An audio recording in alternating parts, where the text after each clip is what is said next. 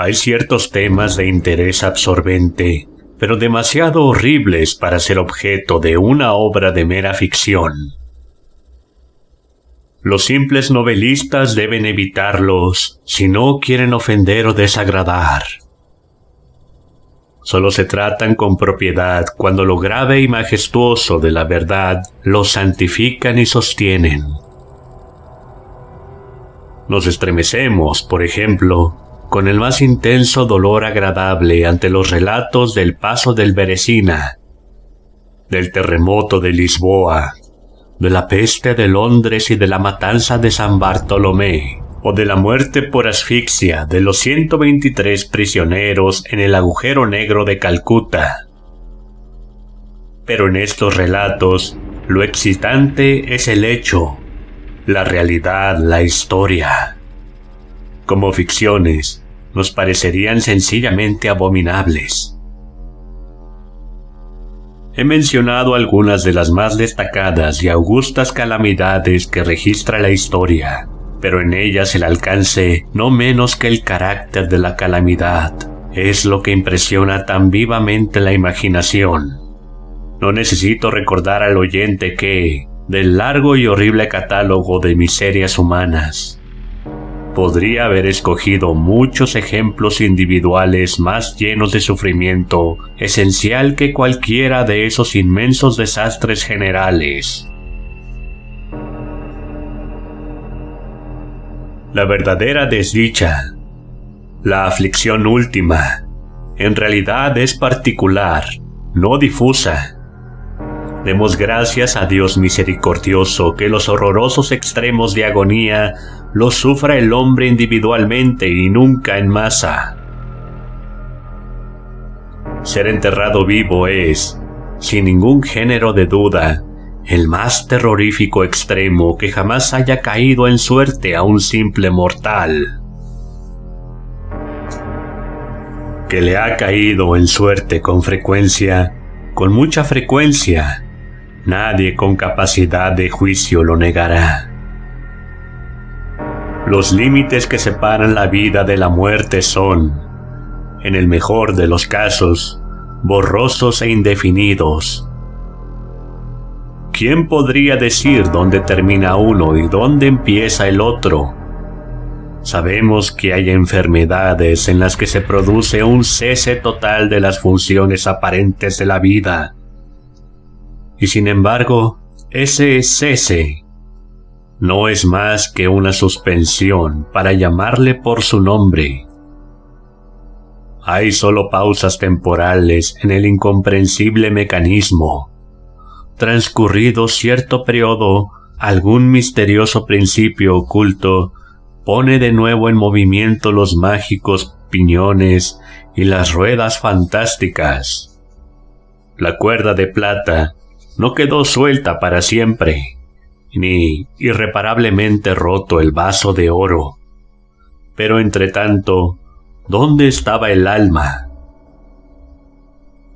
Sin embargo, aparte de la inevitable conclusión a priori de que tales causas deben producir tales efectos, de que los bien conocidos casos de vida en suspenso una y otra vez provocan inevitablemente entierros prematuros.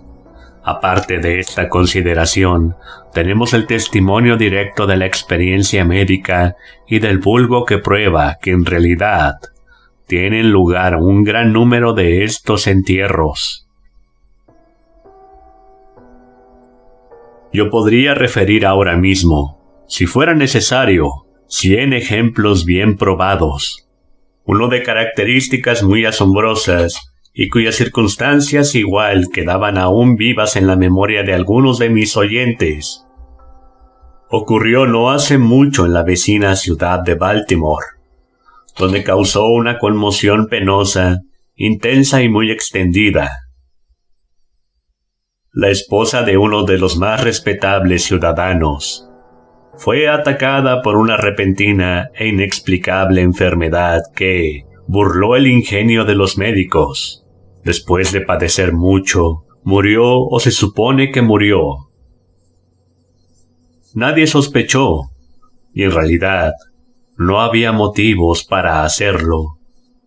De que no estaba verdaderamente muerta, presentaba todas las apariencias comunes de la muerte, y el rostro tenía el habitual contorno contraído y sumido.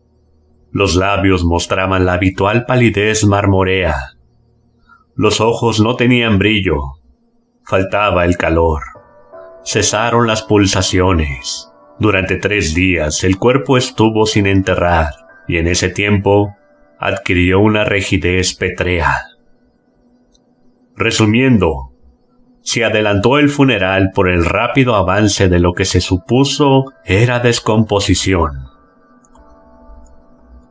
La dama fue depositada en la cripta familiar, que permaneció cerrada durante los 3 años siguientes. Al expirar ese plazo, se abrió para recibir un sarcófago, pero qué terrible choque esperaba al marido cuando abrió personalmente la puerta. Al empujar los portones, un objeto vestido de blanco cayó rechinando en sus brazos. Era el esqueleto de su mujer, con la mortaja puesta. Una cuidadosa investigación mostró la evidencia de que había revivido a los 2 días de ser sepultada, que sus luchas dentro del ataúd habían provocado la caída de éste donde una repisa o nicho al suelo, y al romperse el féretro, pudo salir de él. Apareció vacía una lámpara que accidentalmente se había dejado llena de aceite. Dentro de la tumba, puede no obstante haberse consumido por evaporación. En los peldaños superiores de la escalera que descendía a la espantosa cripta había un trozo del ataúd, con lo cual, al parecer, la mujer había intentado llamar la atención golpeando la puerta de hierro. Mientras hacía esto, probablemente se desmayó o quizás murió de puro terror, y al caer, la mortaja se enredó en alguna pieza de hierro que sobresalía hacia adentro. Ahí quedó y ahí se pudrió, erguida. En el año 1810, tuvo lugar en Francia un caso de inhumación prematura, en circunstancias que contribuyen mucho a justificar la afirmación de que la verdad es más extraña que la ficción. La heroína de la historia era Mademoiselle Victorine Lafourcade, una joven de ilustre familia, rica y muy guapa. Entre sus numerosos pretendientes se contaba con Julien Bouchet, un pobre literario periodista de París. Su talento y su amabilidad habían despertado la atención de la heredera, que al parecer se había enamorado realmente de él, pero el orgullo de casta la llevó por fin a rechazarlo y a casarse con un tal Monsieur Renel, banquero y diplomático de cierto renombre. Después del matrimonio, sin embargo, este caballero descuidó a su mujer y quizá llegó a pegarle. Después de pasar unos años desdichados, ella murió. Al menos su estado se parecía tanto al de la muerte que engañó a todos quienes la vieron.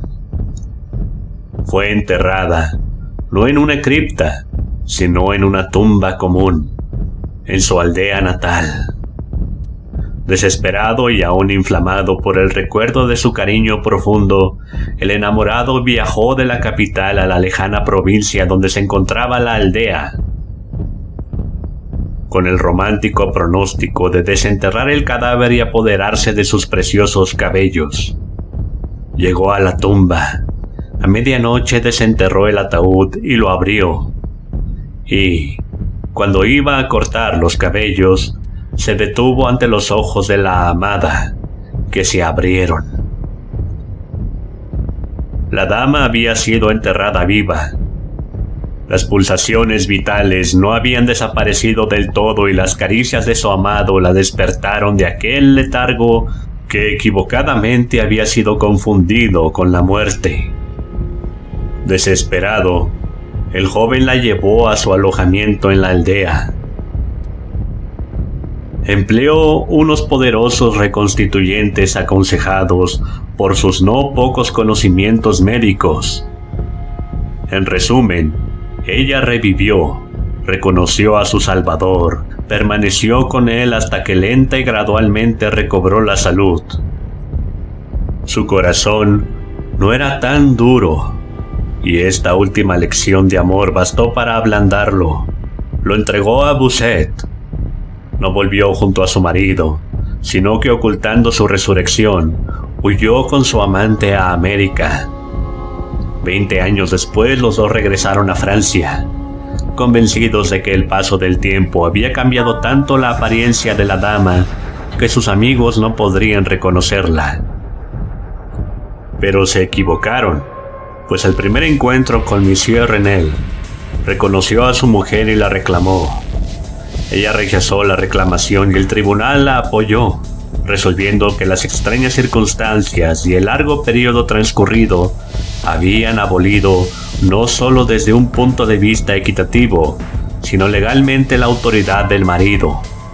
La revista de cirugía de Leipzig, publicación de gran autoridad y mérito, que algún editor americano haría bien en traducir y publicar, relata en uno de los últimos números un acontecimiento muy penoso que representa las mínimas características.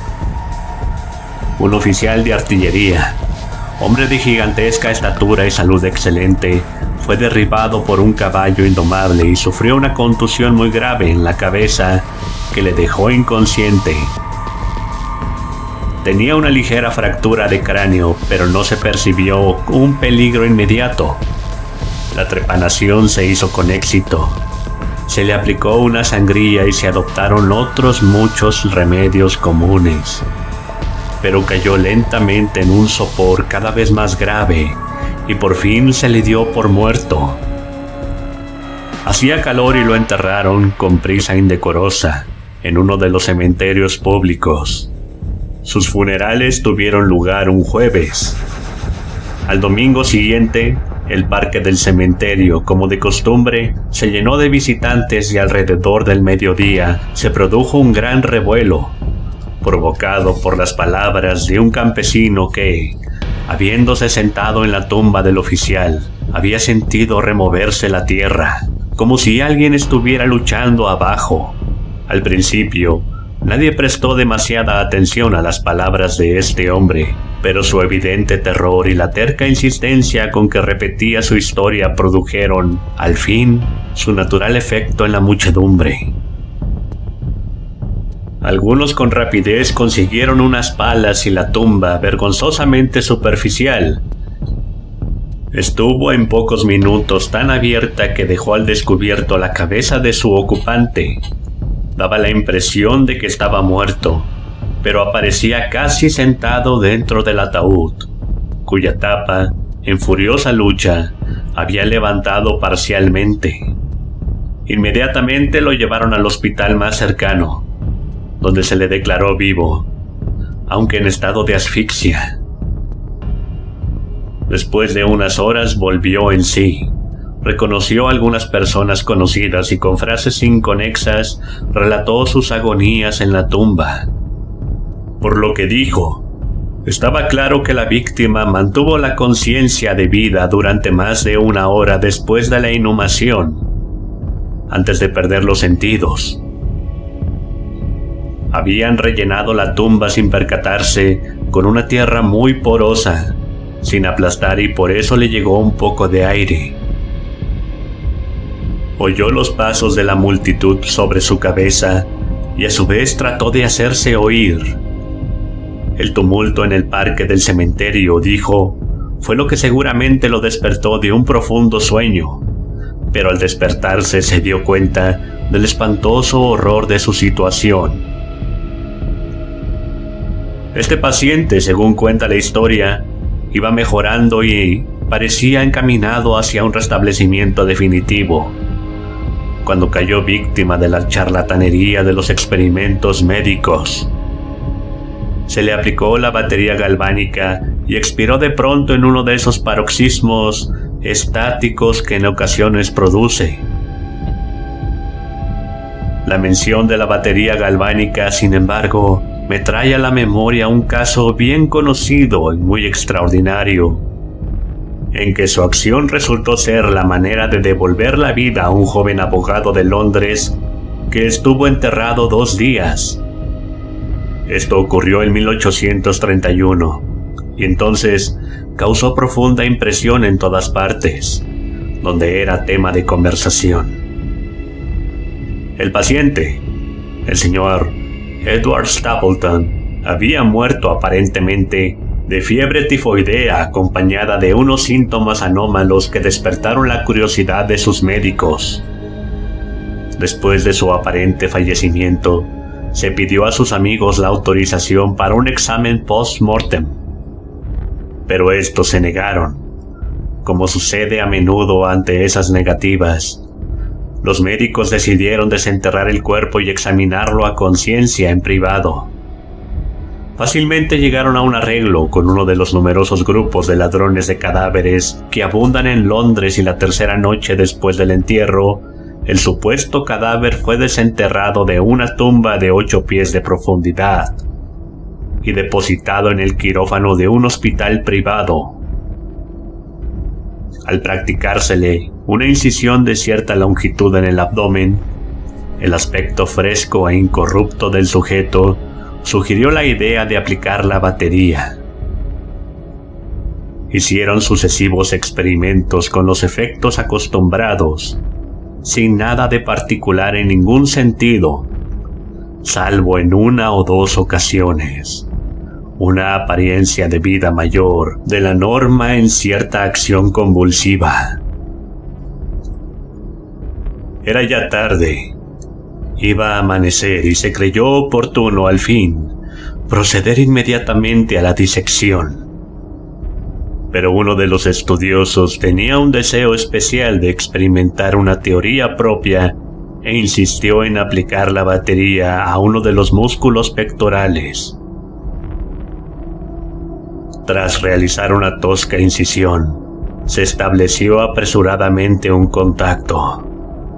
Entonces el paciente, con un movimiento rápido pero nada convulsivo, se levantó de la mesa, caminó hacia el centro de la habitación, miró intranquilo a su alrededor unos instantes y entonces habló. Lo que dijo fue ininteligible, pero pronunció algunas palabras y silabeaba claramente. Después de hablar, se cayó pesadamente al suelo. Durante unos momentos todos se quedaron paralizados de espanto, pero la urgencia del caso pronto les devolvió la presencia de ánimo. Se vio que el señor Stapleton estaba vivo, aunque sin sentido. Después de administrarle éter, volvió en sí y rápidamente recobró la salud. Retornando a la sociedad de sus amigos, a quienes sin embargo se les ocultó toda noticia sobre la resurrección, hasta que ya no se temía una recaída. Es de imaginar la maravilla de aquellos y su extasiado asombro. El dato más espeluznante de este incidente, sin embargo, se encuentra en lo que afirmó el señor Stapleton. Declaró que en ningún momento perdió todo el sentido, que de un modo borroso y confuso percibía todo lo que le estaba ocurriendo desde el instante en que fuera declarado muerto por los médicos hasta cuando cayó desmayado en el piso del hospital.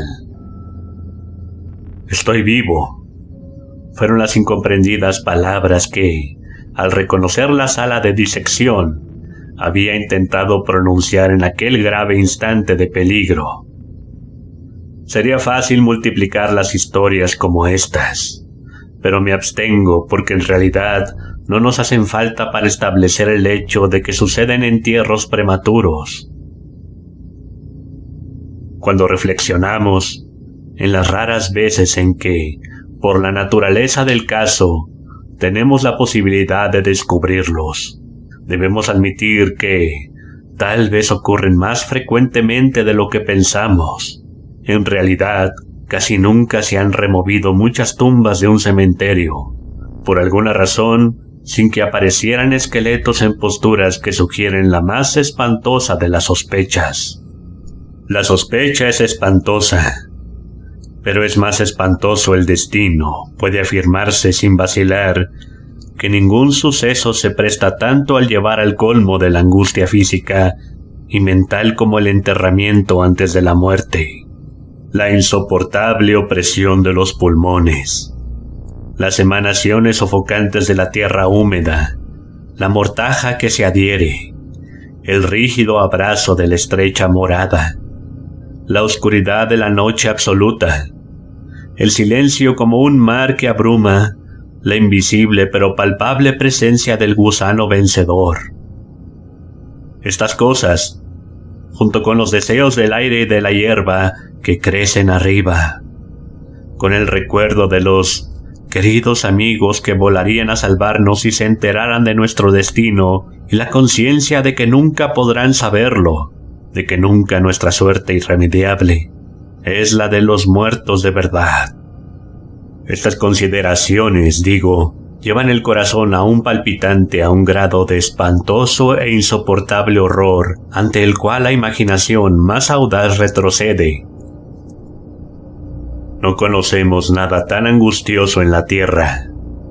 No podemos imaginar nada tan horrible en los dominios del más profundo infierno, y por eso todos los relatos sobre este tema despiertan un interés profundo, interés que, sin embargo, gracias a la temerosa reverencia hacia este tema, depende justa y específicamente de nuestra creencia en la verdad del asunto narrado. Lo que voy a contar ahora es mi conocimiento real, mi experiencia efectiva y personal. Durante varios años, sufrí ataques de ese extraño trastorno que los médicos han decidido llamar catalepsia, a falta de un nombre que mejor lo defina, aunque tanto las causas inmediatas como las predisposiciones e incluso el diagnóstico de esta enfermedad siguen siendo misteriosas. Su carácter evidente y manifiesto es bien conocido. Las variaciones parecen serlo, principalmente de grado. A veces el paciente se queda un solo día o incluso un periodo más breve en una especie de exagerado letargo. Se está inconsciente y externamente inmóvil, pero las pulsaciones del corazón aún se perciben débilmente. Quedan unos indicios de calor. Una leve coloración persiste en el centro de las mejillas y, al aplicar un espejo a los labios, podemos detectar una torpe, desigual y vacilante actividad de los pulmones. Otras veces el trance dura semanas e incluso meses, mientras el examen más minucioso y las pruebas médicas más rigurosas no logran establecer ninguna diferencia material entre el estado de la víctima y lo que concebimos como muerte absoluta. Por regla general, lo salvan del entierro prematuro sus amigos, que saben que sufría anteriormente de catalepsia, y la consiguiente sospecha, pero sobre todo, le salva la ausencia de corrupción. La enfermedad, por fortuna, avanza gradualmente. Las primeras manifestaciones, aunque marcadas, son inequívocas. Los ataques son cada vez más característicos y cada uno dura más que el anterior. En esto reside la mayor seguridad de cara a evitar la inhumación. El desdichado, cuyo primer ataque tuviera la gravedad con que en ocasiones se presenta, sería casi inevitablemente llevado vivo a la tumba. Mi propio caso no difería en ningún detalle importante de los mencionados en los textos médicos. A veces, sin ninguna causa aparente, me hundía poco a poco en un estado de semisíncope o casi desmayo, y en ese estado, sin dolor, sin capacidad de moverme o realmente de pensar, pero con una borrosa y letárgica conciencia de la vida y de la presencia de los que rodeaban mi cama, duraba hasta que la crisis de la enfermedad me devolvía de repente el perfecto conocimiento. Otras veces el ataque era rápido, fulminante. Me sentía enfermo, aterido, helado, con escalofríos y mareos y, de repente, me caía postrado. Entonces, durante semanas, todo estaba vacío, negro, y la nada se convertía en el universo. La total aniquilación no podía ser mayor. Despertaba, sin embargo, de estos últimos ataques lenta y gradualmente, en contra de lo repentino del acceso. Así como amanece el día para el mendigo que vaga por las calles en la larga y desolada noche de invierno, sin amigos ni casa, así lenta, cansada, alegre volvía a mí la luz del alma. Pero aparte de esta tendencia al síncope, mi salud general parecía buena y no hubiera podido percibir que sufría de esta enfermedad, a no ser que una peculiaridad de mi sueño pudiera considerarse provocada por ella. Al despertarme, nunca podía recobrar enseguida el uso completo de mis facultades y permanecía siempre, durante largo rato, en un estado de azoramiento y perplejidad, ya que las facultades mentales en general y la memoria en particular se encontraban en absoluta suspensión. En todos mis padecimientos no había sufrimiento físico, sino una infinita angustia moral. Mi imaginación se volvió macabra. Hablaba de gusanos, de tumbas, de epitafios. Me perdía en meditaciones sobre la muerte y la idea del entierro prematuro se apoderaba de mi mente. El espeluznante peligro al cual estaba expuesto me obsesionaba de día y de noche. Durante el primero, la tortura de la meditación era excesiva. Durante la segunda era suprema, cuando las tétricas tinieblas se extendían sobre la tierra. Entonces, presa de los más horribles pensamientos, temblaba como las trémulas plumas de un coche fúnebre. Cuando mi naturaleza ya no aguantaba la vigilia, me sumí en una lucha que al final me llevaba al sueño, pues me estremecía pensando que, al despertar, podía encontrarme metido en una tumba, y cuando por fin me hundía en el sueño, lo hacía solo para caer de inmediato en un mundo de fantasmas, sobre el cual flotaba con inmensas y tenebrosas alas negras la única, predominante y sepulcral idea. De las innumerables imágenes melancólicas que me oprimían en sueños, elijo para mi relato una visión solitaria. Soñé que había caído en un trance cataléptico de más duración y profundidad que lo normal. De repente una mano helada se posó en mi frente y una voz impaciente, apresurada, susurró en mi oído: «¡Levántate!». Me incorporé. La oscuridad era total. No podía ver la figura del que me había despertado. No podía recordar ni la hora en que había caído en trance, ni el lugar en que me encontraba. Mientras seguía inmóvil, intentando ordenar mis pensamientos, la fría mano me agarró con fuerza por la muñeca, sacudiéndola con petulancia, mientras la voz atropellada decía de nuevo: «¡Levántate! Te he dicho que te levantes». «¿Y tú?», pregunté. «¿Quién eres?».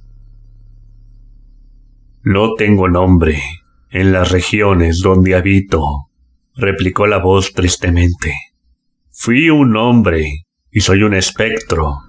Era despiadado, pero soy digno de lástima. Ya ves que tiemblo.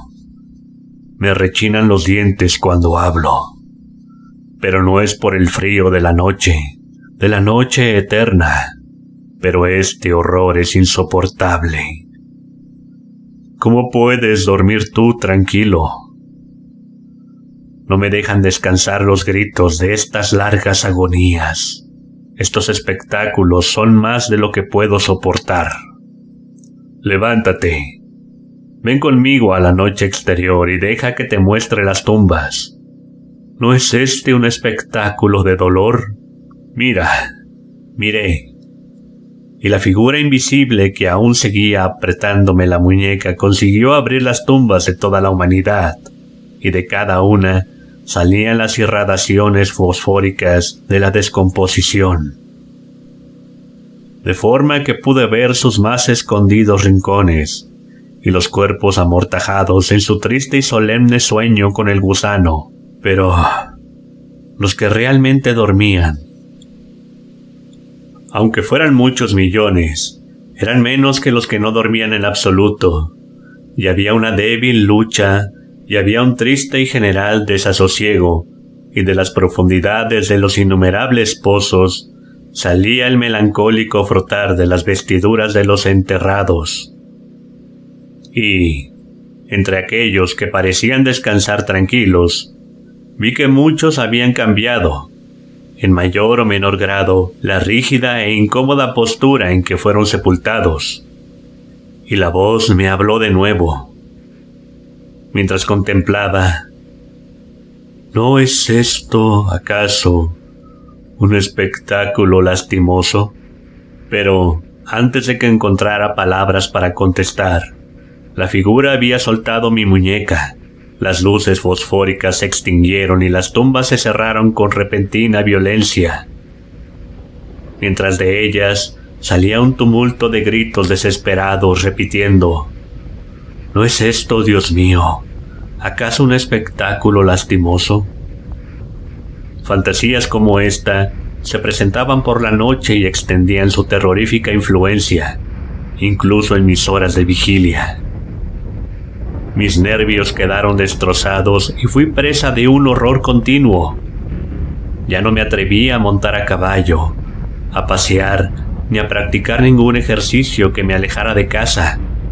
En realidad, ya no me atreví a fiarme de mí lejos de la presencia de los que conocían mi propensión a la catalepsia. Por miedo de que, en uno de estos ataques, me enterraran antes de conocer mi estado realmente, dudaba del cuidado y de la lealtad de mis amigos más queridos. Temía que, en un trance más largo de lo acostumbrado, se convencieran de que ya no había remedio. Incluso llegaba a temer que, como les causaba muchas molestias, quizás se alegraran de considerar que un ataque prolongado era la excusa suficiente para librarse definitivamente de mí.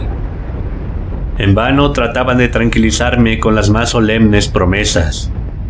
Les exigía, con los juramentos más sagrados, que en ninguna circunstancia me enterraran hasta que la descomposición estuviera tan avanzada que impidiese la conservación. Y aún así mis temores mortales no hacían caso de razón alguna. No aceptaba ningún consuelo. Empecé con una serie de complejas precauciones. Entre otras, mandé remodelar la cripta familiar de forma que se pudiera abrir fácilmente desde dentro, a la más débil presión, sobre una larga palanca que se extendía hasta muy dentro de la cripta. Se abrirían rápidamente los portones de hierro. También estaba prevista la entrada libre de aire y de luz y adecuados recipientes con alimentos y agua, al alcance del ataúd preparado para recibirme. Este ataúd estaba acolchado con un material suave y cálido y dotado de una tapa elaborada según el principio de la puerta de la cripta, incluyendo resortes ideados de forma que el más débil movimiento del cuerpo sería suficiente para que se soltara. Aparte de esto, del techo de la tumba colgaba una gran campana cuya soga pasaría por un agujero en el ataúd y estaría atada a una mano del cadáver. Pero, ¿de qué sirve la precaución contra el destino del hombre? Ni siquiera estas bien urdidas seguridades bastaban para librar de las angustias más extremas de la inhumación en vida a un infeliz destinado a ellas. Llegó una época en que me encontré emergido en un estado total de inconsciencia, la primera sensación débil e indefinida de la existencia. Lentamente, con paso de tortuga, se acercaba el pálido amanecer gris del día psíquico. Un desasosiego aletargado, una sensación apática de sordo dolor. ninguna preocupación, ninguna esperanza, ningún esfuerzo. Entonces, después de un largo intervalo, un zumbido en los oídos. Luego, tras un lapso de tiempo más largo, una sensación de hormigueo o comezón en las extremidades. Después, un periodo aparentemente eterno de placentera quietud, durante el cual las sensaciones que se despiertan luchan por transformarse en pensamientos. Más tarde, otra corta zambullida en la nada. Luego, un súbito restablecimiento. Al fin, el ligero estremecerse de un párpado. E inmediatamente después, un choque eléctrico de terror, mortal e indefinido, que envía la sangre a torrentes desde las sienes al corazón. Y entonces, el primer esfuerzo por pensar. Y entonces, el primer intento de recordar. Y entonces, un éxito parcial y evanescente. Y entonces, la memoria ha recobrado tanto su dominio que en cierta medida tengo conciencia de mi estado. Siento que no me estoy despertando de un sueño corriente. Recuerdo que he sufrido de catalepsia, y entonces por fin, como si fuera la embestida de un océano, el único peligro horrendo, la única idea espectral y siempre presente abruma mi espíritu estremecido. Unos minutos después de que esta fantasía se apoderara de mí, me quedé inmóvil. ¿Y por qué? No podía reunir valor para moverme. No me atrevía a hacer el esfuerzo que develara mi destino. Sin embargo, algo en mi corazón me susurraba que era seguro. La desesperación, solo la desesperación me empujó, después de una profunda duda, a abrir mis pesados párpados. Los levanté. Estaba oscuro. Todo oscuro. Sabía que el ataque había terminado. Sabía que la situación crítica de mi trastorno había pasado. Sabía que había recuperado el uso de mis facultades visuales, y sin embargo, todo estaba oscuro. Oscuro. Con la intensa y absoluta falta de luz de la noche que dura para siempre. Intenté gritar, y mi lengua reseca se movieron convulsivamente, pero ninguna voz salió de los cavernosos pulmones, que oprimidos como por el peso de una montaña, jadeaban y palpitaban con el corazón en cada inspiración laboriosa y difícil. El movimiento de las mandíbulas, en el esfuerzo por gritar, se mostró que estaban atadas, como se hace con los muertos. Sentí también que yacía sobre una materia dura, y algo parecido me apretaba los costados. Hasta entonces no me había atrevido a mover ningún miembro. Pero al fin levanté con violencia mis brazos, que estaban estirados con las muñecas cruzadas. Chocaron con una materia sólida, que se extendía sobre mi cuerpo a no más de 6 pulgadas de mi cara. Ya no dudaba de que reposara, al fin, dentro de un ataúd. Y entonces, en medio de toda mi infinita desdicha, vino dulcemente la esperanza, como un querubín, pues pensé en mis precauciones.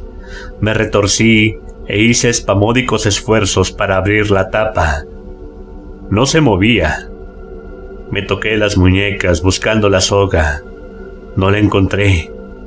Y entonces mi consuelo huyó para siempre, y una desesperación aún más inflexible reinó triunfante, pues no pude evitar percatarme de la ausencia de las almohadillas que había preparado con tanto cuidado. Y entonces llegó de repente a mis narices el fuerte y peculiar olor de la tierra húmeda. La conclusión era irresistible. No estaba en la cripta. Había caído en trance lejos de casa, entre desconocidos. No podía recordar cuándo y cómo ellos me habían enterrado como a un perro. metido en algún ataúd común, cerrado con clavos y arrojado bajo tierra para siempre, en alguna tumba común y anónima.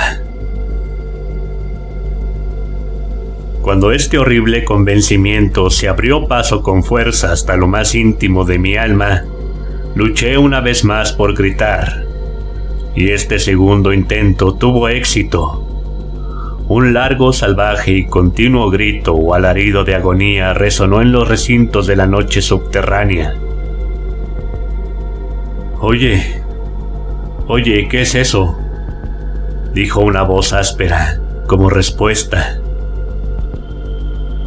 ¿Qué diablos pasa ahora?, dijo un segundo. Fuera de ahí, dijo un tercero. ¿Por qué aúlla de esa manera, como un gato montés?, dijo un cuarto. Y entonces unos individuos de aspecto rudo me sujetaron y me sacudieron sin ninguna consideración. No me despertaron del sueño, pues estaba completamente despierto cuando grité, pero me devolvieron la plena posesión de mi memoria.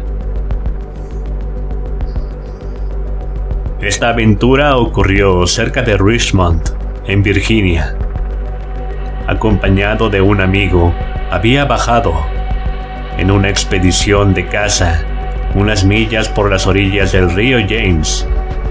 Se acercaba la noche cuando nos sorprendió una tormenta.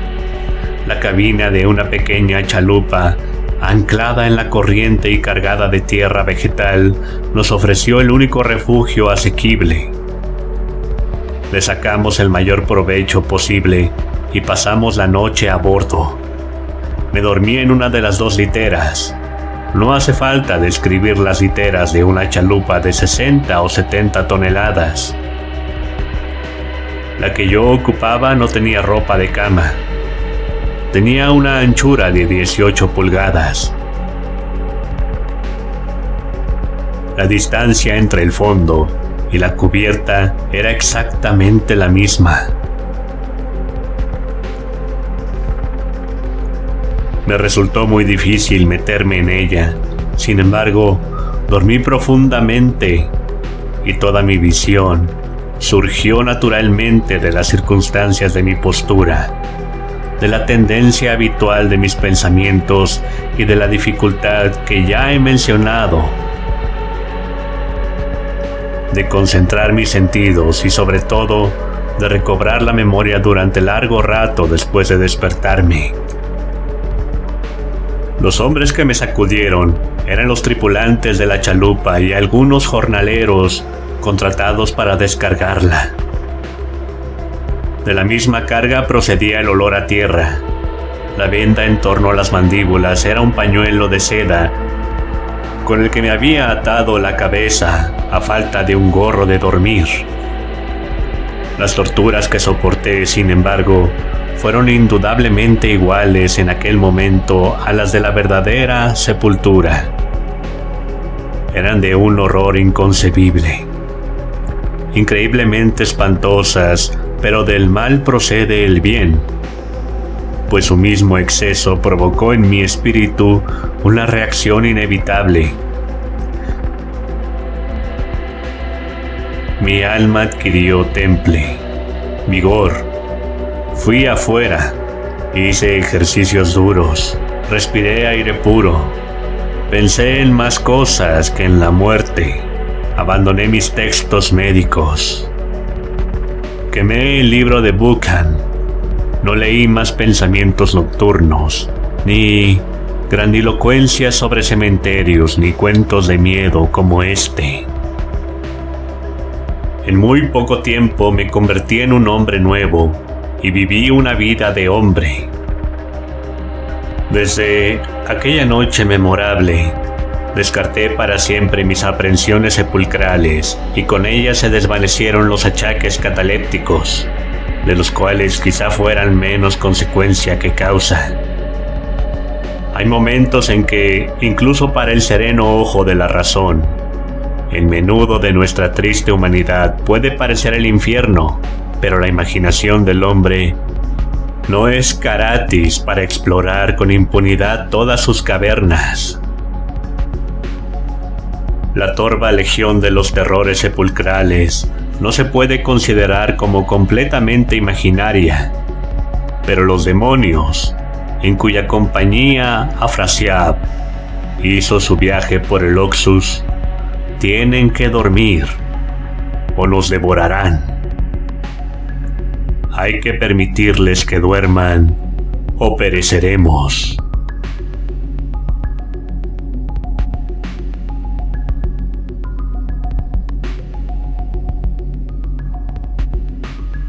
Buenas noches.